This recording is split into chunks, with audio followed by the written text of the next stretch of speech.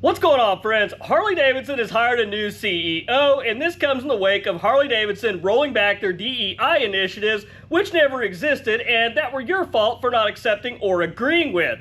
But you would think when it comes to hiring somebody, especially to run a company like Harley-Davidson, you think you'd want to hire somebody with at least some itty-bitty bit of experience within the business itself. Harley-Davidson has been out of touch with its customer base for many years now, and they have absolutely miserably failed in connecting with the younger riders that they've been trying to connect with. The solution to this is for Harley-Davidson to hire a new lead man that has zero experience with motorcycles whatsoever, and to also keep the man that put Harley-Davidson in the mess they're in now on the payroll. I don't know about you, but I am seriously failing to make a connection between pizza, golf, coffee, and Harley-Davidson motorcycles. Guys, please don't forget, if you enjoyed today's video, don't forget to hit that like button and consider subscribing to the channel if you haven't done so already. Harley-Davidson has appointed Artie Starr as the new president and CEO of Harley-Davidson Motor Company. Now, this man has zero experience or connection with motorcycles whatsoever, but never fear, he is highly praised by Troy Alstead for his business bravado and awareness of the Harley-Davidson brand.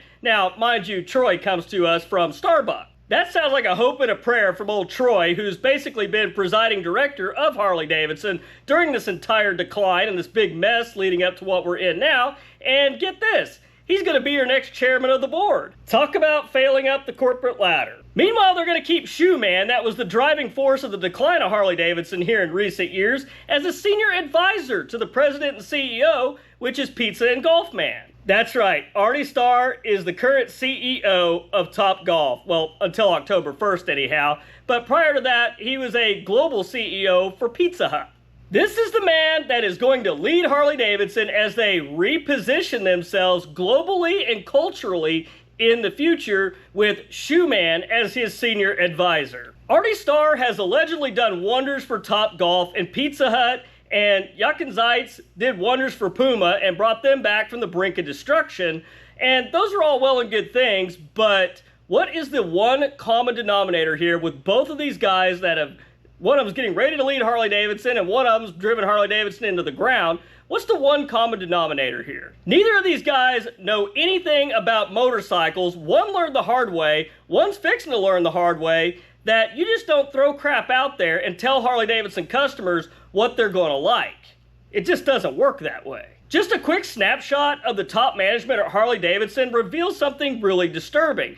None of them have any background in motorcycles whatsoever until they started getting a paycheck for it at Harley-Davidson, and the past 5 years have pretty much been, the results have been predictable. These highly educated and accomplished folks in top management at Harley-Davidson just don't understand why Harley-Davidson is in the absolute crapper right now, when all the rest of us just common little people out there are looking on the outside looking in going, we can see it plain as day. Now, I'm not highly educated and I don't have a whole wall full of accolades behind me like a lot of the top management, but I have a really wild idea that could just maybe turn Harley-Davidson around. Now, hear me out here.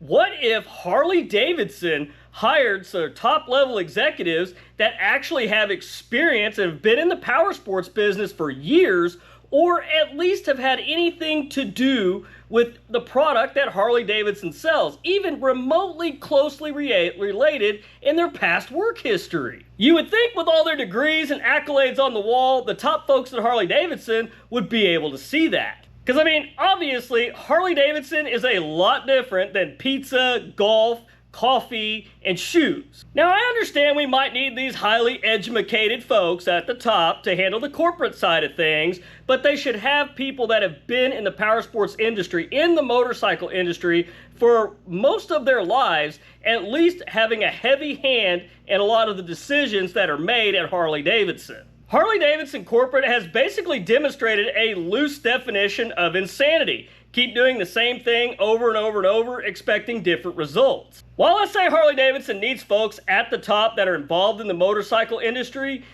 love or hate Willie G. Davidson, the company just has not been the same since he retired. Willie G. Davidson served as Harley-Davidson's Senior Vice President and Chief Styling Officer.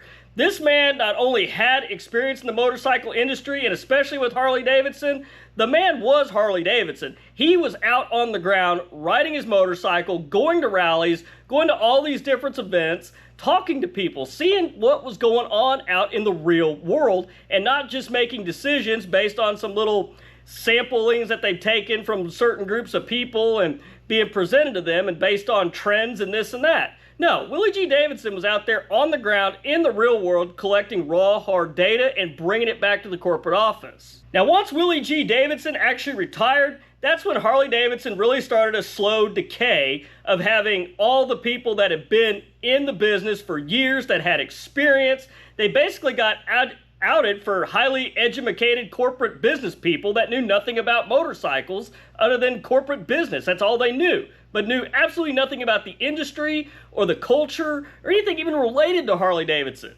Harley-Davidson dealers are skeptical, as well as everybody else out there in the world, including myself. I've never known any motorcycle shop that was actually successful that's been run by somebody that has nothing to do with motorcycles or has zero power sports experience whatsoever, but has had success in other business ventures in their life, like running a restaurant, selling coffee, making pizzas, playing golf, or making shoes. I want to know what you think. I'd love to know what you think. Do you think Artie Starr could actually turn it around? Somebody that has zero experience with motorcycles but has been highly successful in other businesses? Do you think a fresh set of eyes from kind of a third party looking in now could turn things around at Harley-Davidson? Or do you think we're just going to go down the crapper even more than we already have? Let me know your thoughts down in the comments. But anyhow, guys, that's all I've got for you this week. If you guys enjoyed the video, please don't forget to hit that like button and consider subscribing to the channel if you haven't done so already. But till next week, guys, you stay safe on the streets, ride smart, dodge those cars. I'll catch you guys back here next week with a brand new video. Thanks for watching.